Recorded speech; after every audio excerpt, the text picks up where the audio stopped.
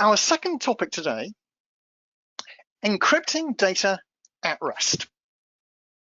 Now, this is done with TDE, Transparent Data Encryption.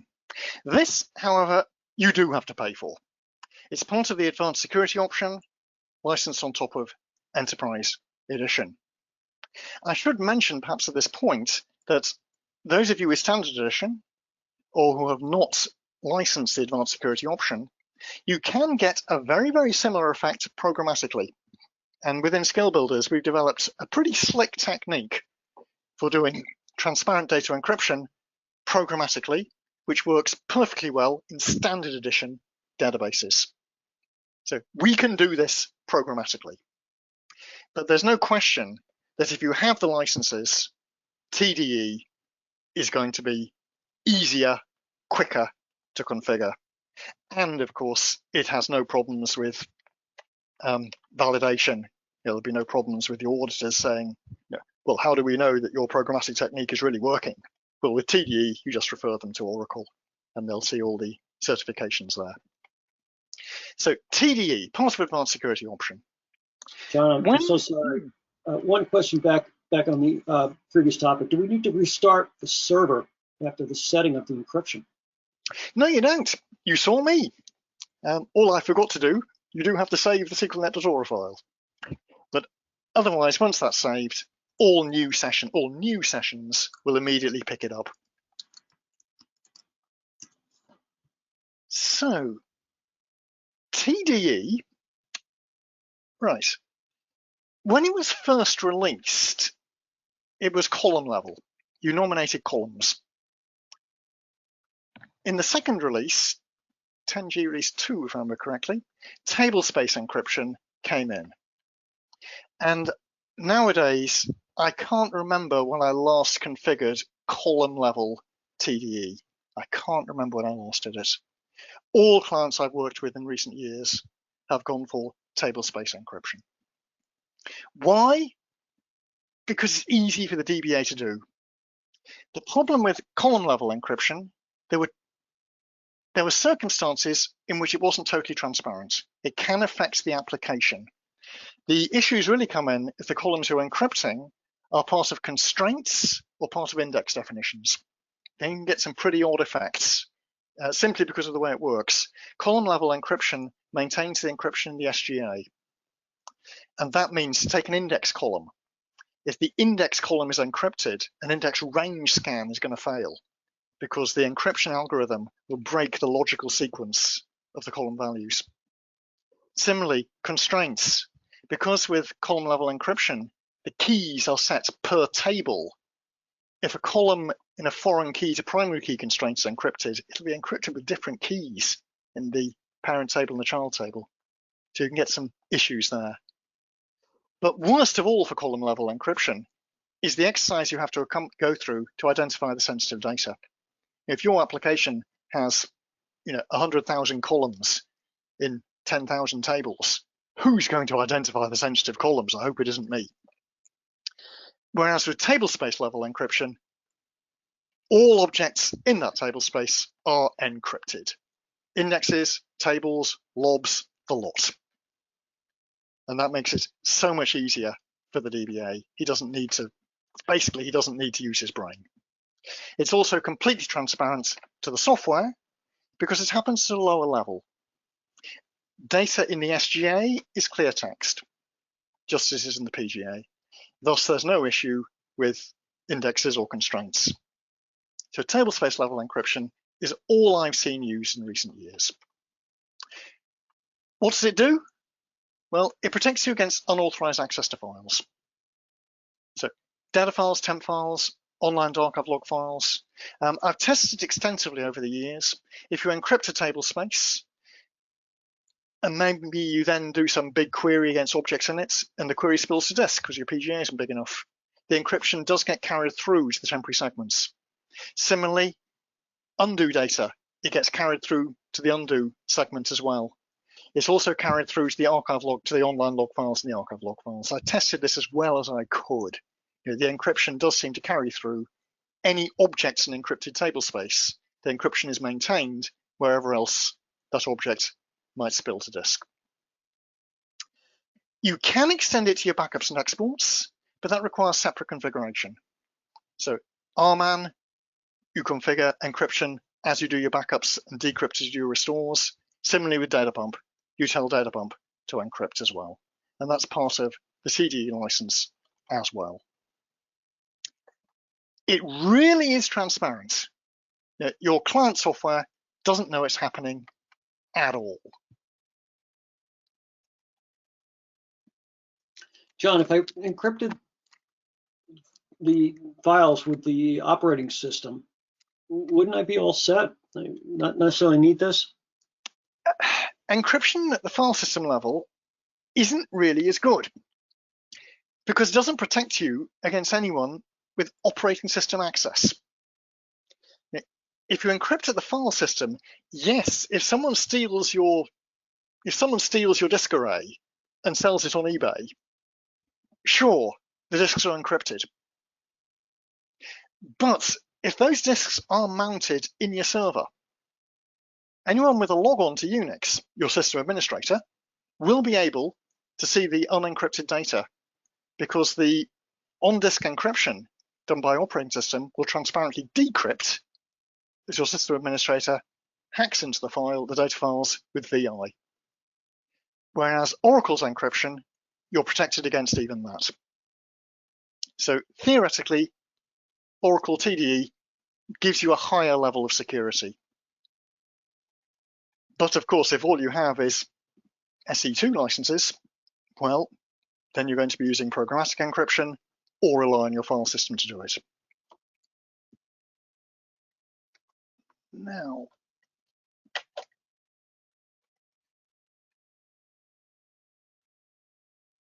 so how does TDE actually work?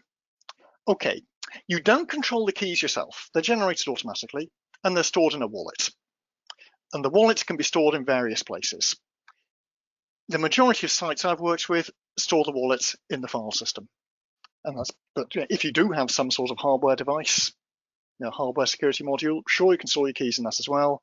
Oracle provides interfaces to some of the more commonly used ones. So the keys are managed automatically.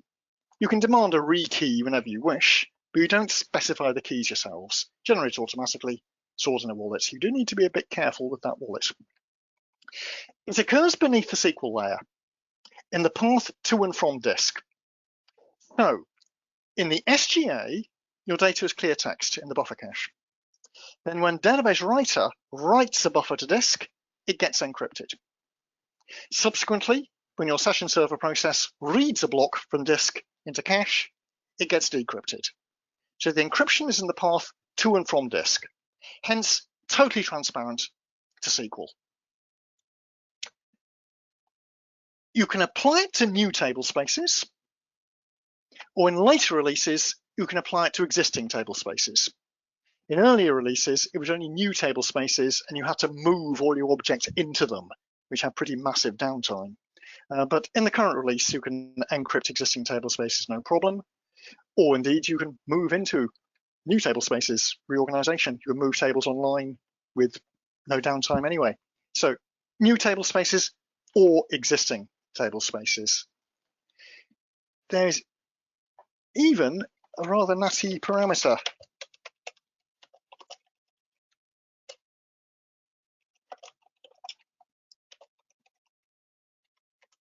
Oops. Encrypt new table spaces. The default for that is what they call cloud only. However, there are variations. If you see the options for that parameter, I forget exactly what release that came in, 18 perhaps. And the options for that, the default is cloud only. So if you're working in the Oracle Cloud, by default, all your table spaces will be TDE encrypted. And Oracle has even managed to apply that to SE2. Clearly, Oracle can do things we can't do. The other options, if you're not running on the Oracle Cloud, you're running on premise, then you would typically set it, well, you would set it to DDL or always. Always meaning all your new table spaces will be encrypted. DDL meaning they'll only be encrypted if you do what I'm going to demonstrate. John, this is a way to, would this be a way to confirm that encryption is in place? No, it isn't. For that, you would have to look at a couple of views. And if we look at my database right now, yes, this is a good time to do that. If I look at my table spaces, just get the appropriate view. Yes, there is a view, $v encrypted table spaces. And if I run it right now, I'm having trouble with copy paste. I've got no encrypted table spaces. So that will confirm the situation. But that we will change shortly. Now, as we mentioned, by the way, the implementation of TDE has changed through the releases, and I'm using the way one would do it in the current version. So first, let's look at the problem. I'm going to create a table space, create table space JW, put a table in there, and then we'll see the issue we've got. I shall create a table space, table, create table emp, table space JW, and select star from scott.emp. Oops. And let's see what's actually in there. So I shall use strings. I'll string /tmp/jw.dbf and send it through more. So this is what your hacker who's got access to your disks can do, provided he spells strings correctly. Look at that. There we see the content of the emp table. So here we've got Mr. Miller as a clerk, Mr. Ford as an analyst, and so on. So it's all there. It's that easy to extract data from Oracle data files. Again, we're only seeing the name and job columns because the columns for salary and department number are encoded in a different way. But the encoding's all been published. So anyone, dates as well, are also there, but they're encoded as well. But the encoding has been published. So it's that easy to get data out of it. So what do? It's time we encrypted it. First off, I have to create a wallet. I'm going to store it in the directory. So I'll create a directory called, do it from here. I'll create a directory called TMP my wallet. Then within the instance, we set a parameter. Alter system, set wallet root equal ctmp my wallet. That's going to fail.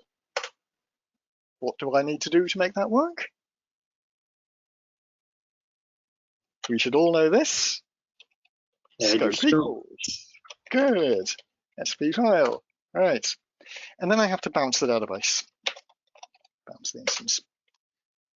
John, while we're bouncing, a couple of questions coming in about what you're about to do, TDE on performance. So I'll frame it this way. One of our attendees is asking, is there any significant performance overhead? And another question is framed, is there sort of any performance? You know, we've got an OLTP system, in this case with high concurrency. So a little concern about performance from both questions here. I was looking up at this earlier today. This is a quote. I have to go back to the 11G docs. This is the 11G docs, 11.2. The 11G docs, talking about transparent data encryption, mention performance. And it says, let me find the performance link, find perform. So this is 11G note. And what we will see is that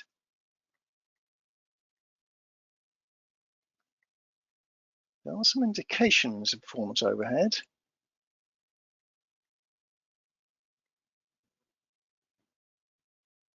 But there's a precise entry, I think it said 5%. Oh, there it is. TDE tablespace encryption has small associated overheads. While actual impacts may vary, it's roughly estimated between 5 and 8%. This is 11G, okay? Now, this paragraph has been removed from the documentation since. It's been removed since. It may be that there is no longer any performance overhead. Certainly, I have never managed to measure it. And if you think about how it works, so bear in mind, 11G, they said this. That has been removed in current docs. I've never been able to measure it. And if you think about how it works, the encryption, there will be no performance hit at all, because that's done asynchronously with regard to your sessions executing SQL. Database writer writes to disk, it takes an extra 5%. Who cares? That doesn't impact on your users at all. Theoretically, there could be a small hit when you read from disk, when you're decrypting. But that will be the only point. And you should be working in cache anyway, so that shouldn't be too bad. I would suspect that as long as you've got spare CPU cycles, you're not going to notice at all. But if you were running your CPUs at 100%, possibly that could be an issue. They used to say 5 to 8%. Okay, sorry I can't be more precise than that other than to say I've never been able to measure it. That got us through restarting this. Then there's another parameter we set. We set the parameter TDE configuration, key store configuration equals file. So I'm telling this database that we're using a file for TDE, and that's telling us where the wallet is. Syntax, create the key store. To create the wallet, so the syntax has changed through the releases, but it's still pretty easy. Administer key management, create key store. And if we look at the key store, dir /tmp/my wallets, that has created a directory called TDE. And within that directory, so far, there's eWallet P12. That's my wallet. And we can check its status. It's closed. Right. So, next step, I have to create an auto login key store. You definitely want auto login. You don't want to be specifying passwords every time you start the database. That creates the auto login key store, which is cWallet SSO from that. I'm still not there yet. That we can see, we're getting there slowly. It's open, but it's got no key. I need to set the key. Next step. Administer key management, set key, force key store. Identified by Oracle, that's a password for the wallet, which I'll have to supply when managing the wallet, but not when using it to get to encrypted data. Syntax takes a bit of getting your head around, but now that's the backup of the previous one. And my wallet should now be ready for use. That key store none is only relevant in a multi-tenant environment. So it's an auto login wallet and it's open. And if you're interested in the keys, you can get an idea of where they are. And I'm using AS128 because I didn't specify anything else. Right, let's encrypt my table space. We're in release 19, so let's encrypt an existing table space. That one I had before. Alter table space JW, encryption online, encrypt file name convert. It writes out a new copy of the data file, but this is an online operation. That doesn't work because I'm using OMF. So alter system set db create file dest equals, get rid of it. OMF would insist on generating its own file names, hence the file name convert wouldn't make sense. So this is an online operation as it creates a new data file, encrypting all the data as it goes. That's simple. And if we look at the data files, dir/tmp/jw star, not star, there's my current version of the file. Remember, I created it as jw.dbf. And if we look at that, well, first, I suppose, within the database, do we have an encrypted table space? Select star for encrypted table space. Yes, we do. Table space number 6. And that, of course, is the join column to the $ table space. And that's the one. Is it encrypted? Well, strings. we string it. And remember, previously, we saw the emp table in clear text. Whoops, temp. Good luck decrypting that. Right. So that's it. It really is that simple. And if I really wanted to, I could even decrypt it. Have to. If I really wanted to, I could decrypt with encryption online decrypt. Again, giving it a file name convert.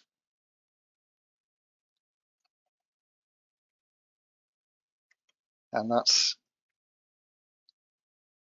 it didn't find the string. That did it in place because I didn't reverse those strings, but that will now be the decrypted version.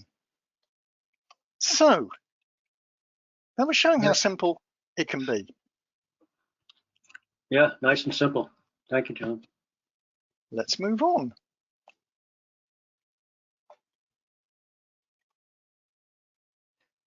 I'm not going to have time to demonstrate all of this, but I did want to have a brief mention of multi-tenant. Now, I've been working in a non-multi-tenant database here for no particular reason. Multi-tenant, you have what they call united mode, and there's also what is known as isolated mode.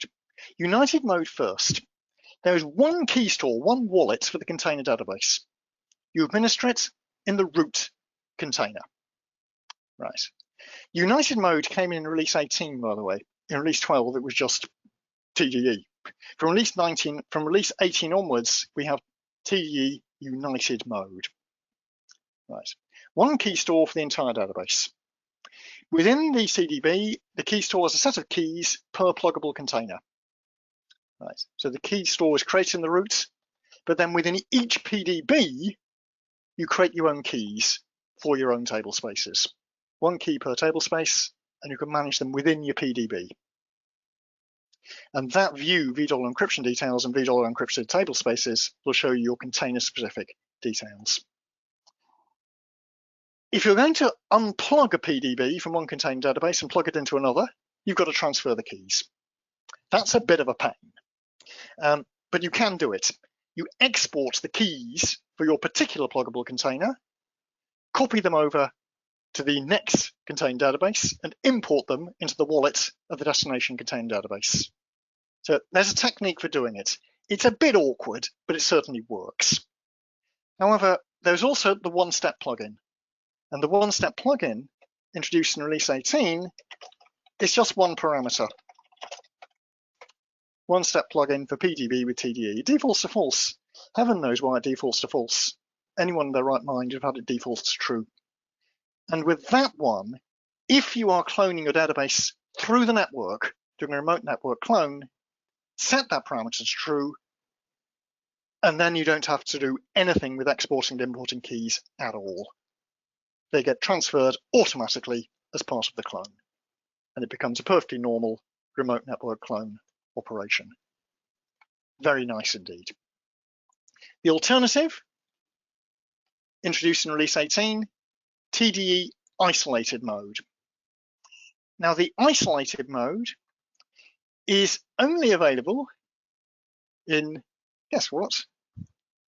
Engineered systems.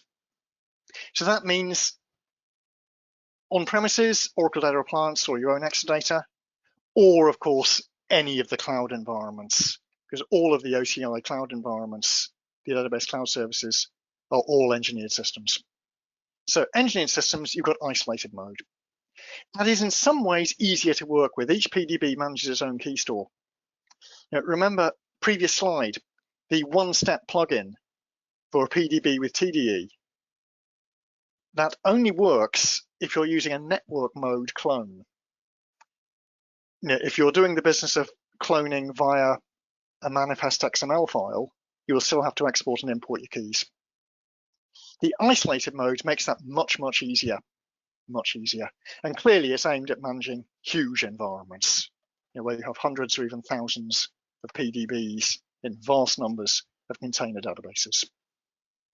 So if you're in that environment, isolated mode would be the way to go.